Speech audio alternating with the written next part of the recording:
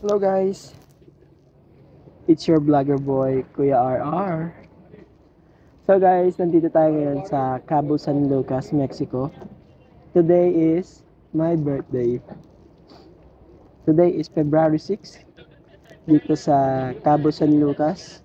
And then, kahapon, birthday ko na sa Pinas. So guys, I make this video syempre para pasalamatan lahat ng bumati sa akin. Lahat ng bumate sa Facebook. Hindi ko na kayo isa-isahin, pero sobrang na-appreciate ko kayo guys dahil nandiyan pa rin kayo to support si Kuya RR.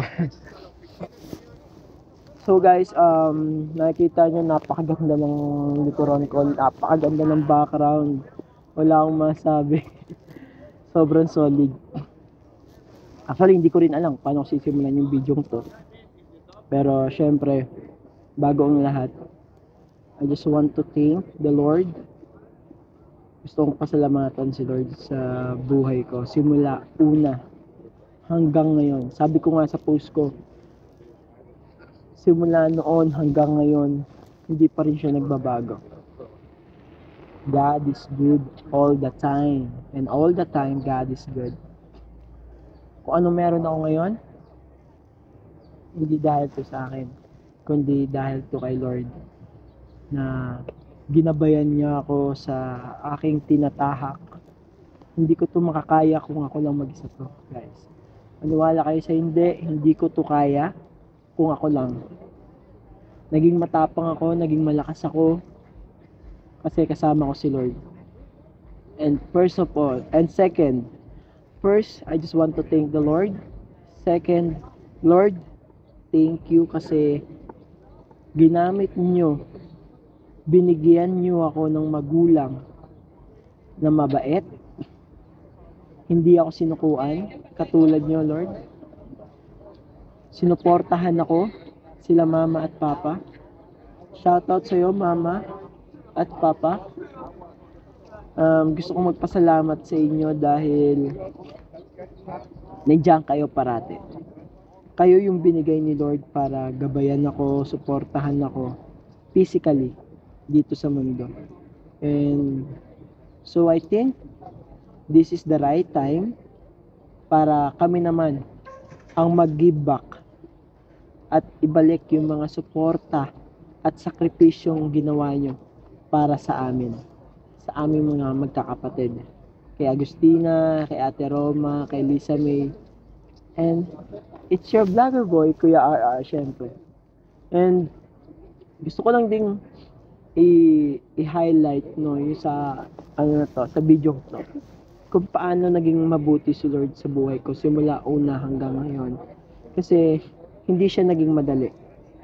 Hindi naging madali yung path ko kay Lord. Hindi naging madali yung walk ko kay Lord. Alam niyo kung bakit? Tao lang din kasi tayo.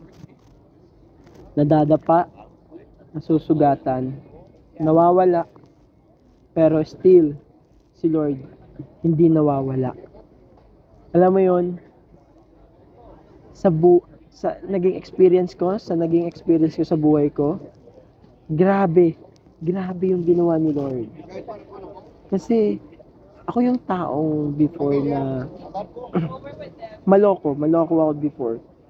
Kasi kung iisipin mo, kung hindi ko nakilala si Lord, baka wala kayong Kuya RR na napapanood ngayon.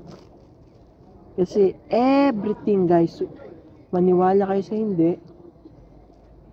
wala akong karapatang ipagmalaki kung anong meron ako ngayon. Bagkus, dahil kasama ko siya parati. Grabe. Bagkus dahil kasama ko siya parati, hindi ako natatakot. At alam mo yun, confident akong humaharap sa mga tao na hindi ko kakilala. Even though they speak in English, but I can speak too.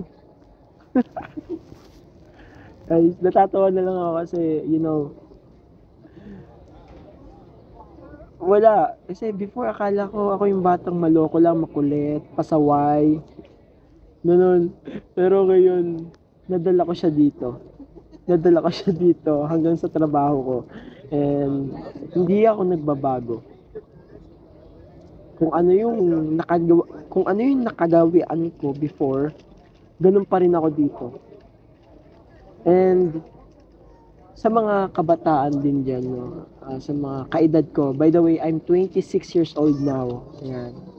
From 25, now 26. Mukhang baby face lang. Pero sabi nila, mukhang matanda na daw ako. Pero I'm 26 years old, guys.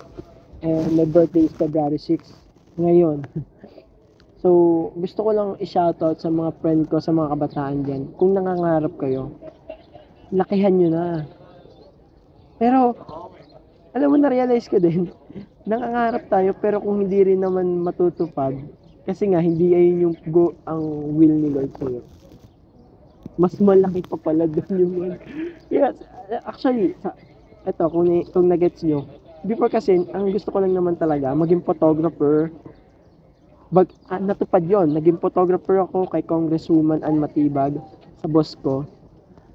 Shoutout sa'yo, Kong Ann. And after nun, kung saan na kami nakakapunta. Private plane. Actually, okay na ako dun. Pero alam mo, more than that yung binigay sa akin ni Lord. Ngayon, nandito na ako. Yung tipong akala ko ayun na yung pangarap ko. Kumbaga akala ko ayun na yon. Meron pa palang mas malaki. Meron pa palang mas malaking ibibigay o naka-ready.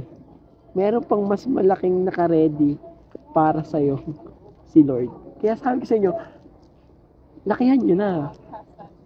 Kung gusto nyo, kumbaga, sabi ko nga, kung gusto nyo sumakay sa mas mabilis na sasakyan, si sports car, baka sa susunod, nakasakay na kayo sa mas mabilis kundi sa space rocket. Kumbaga, alam yun, ang gusto ko lang ma-gets nyo is, lakihan nyo yung pangarap nyo dahil mas malaki pa dyan yung ibibigay ni Lord. Kumbaga, huwag nyo lang si Lord sa maliit na, ay, eto lang yung kaya ko ngayon, eto lang yung kaya kong gawin. No. That small thing will God use.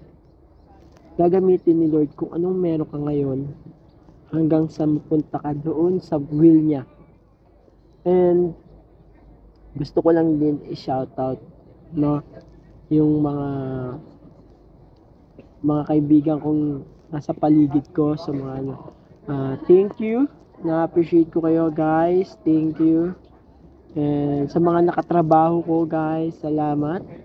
Sa mga kababata ko, ayan, sa mga kababata ko sa Barangay Bungahan, ayan, sa mga ninong at ninang ko, regalo ko, sarot guys. Hindi, guys, maraming salamat po sa inyo.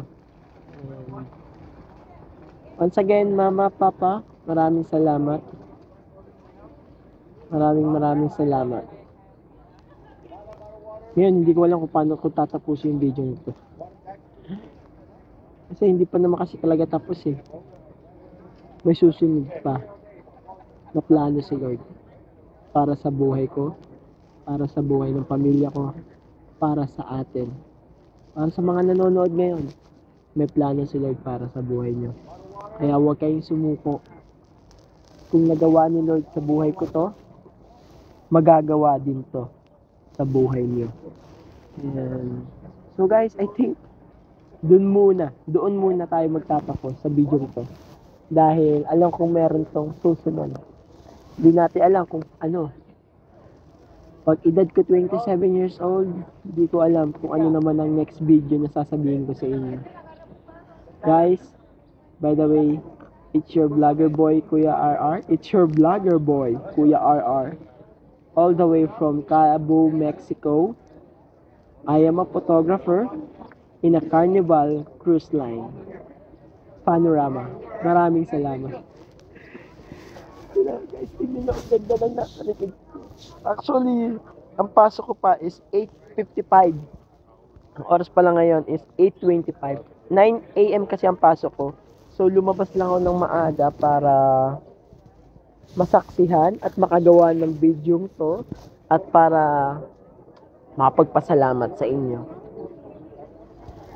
Hi guys. Huwag kayong sumuko.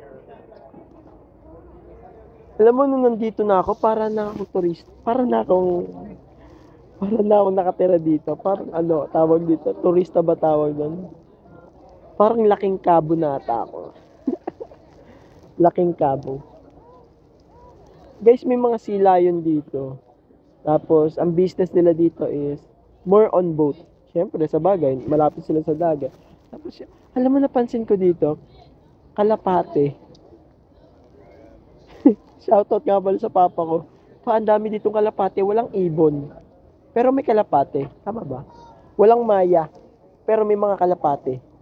Puro kalapate as in, yung ibon nila dito. So, that's it. Ano pa ba gusto kong sabihin? Don't forget to subscribe. Ay.